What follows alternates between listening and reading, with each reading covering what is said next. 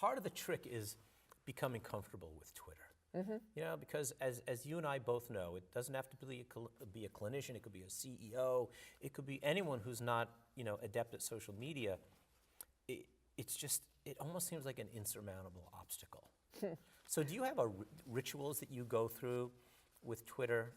You know, not only just tweeting, but do you check it every day? How often are you on Twitter? I do. So I usually check it in the morning because I do have a large global following, and a lot of my colleagues in South Africa are, you know, they're coming to the end of the day when I'm starting my day.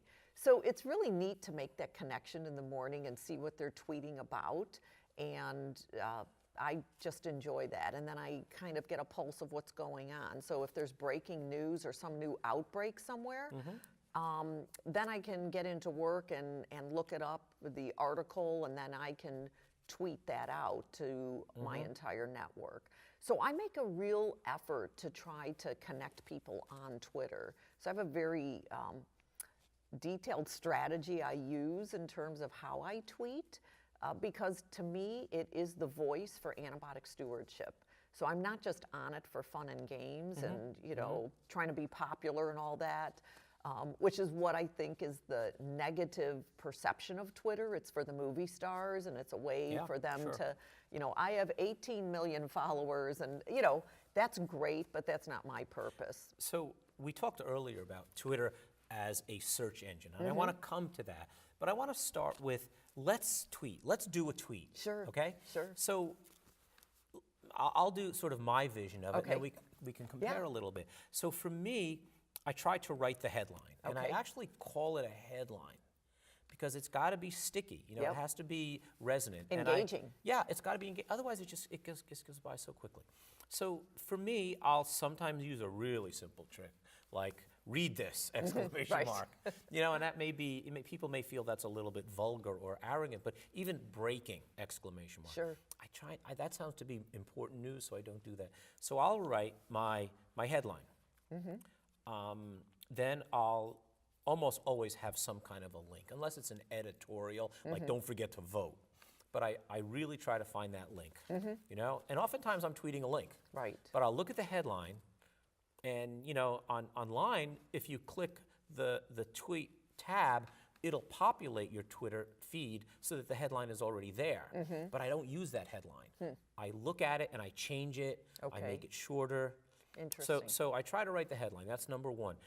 I always read the link because God only knows some of those links are dead, some of the articles are wrong, and I check the date of the paper because sometimes I'll see something that's really cool, like but it's wow, 4 years old. Cancer cured, right? And I go back and it's from a really weird journal. It's not even a journal, right? And it's old. So I always check the link. Smart. And then the two things that I think are important, and you've said this time and time again, is the hashtag and who I tag on that. Yes. So for me, people often invent hashtags because they wanna make it cool, like John's hot tweet or whatever it is. But that's meaningless. Right. The hashtag connects you to an audience or a topic. Right. So, and I want you to talk about that because, you know, in infectious disease, if I did a hashtag antimicrobial stewardship, well, I'm using up all my letters, number one. And I don't really think that people use that.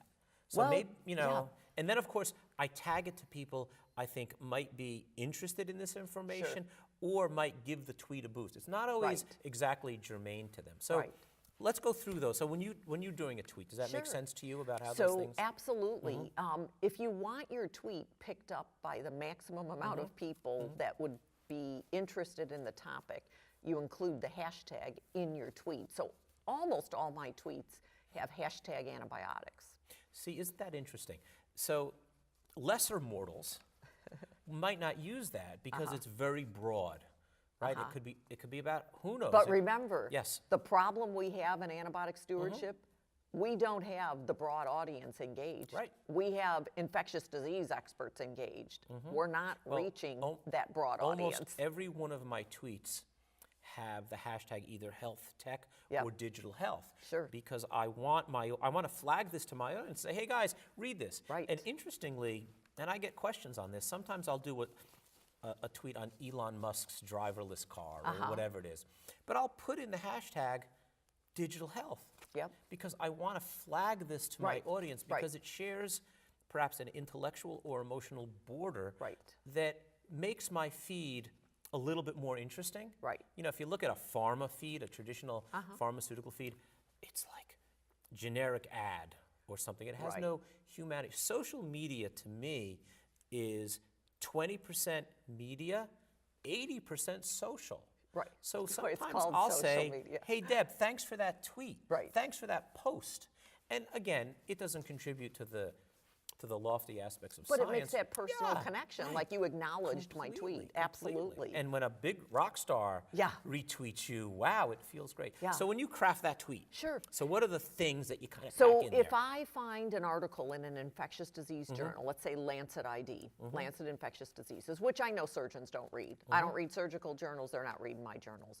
But this topic is relevant to surgeons, such as, surgical site infections and outcomes with a new antibiotic or something like that. I know they're never going to see this article.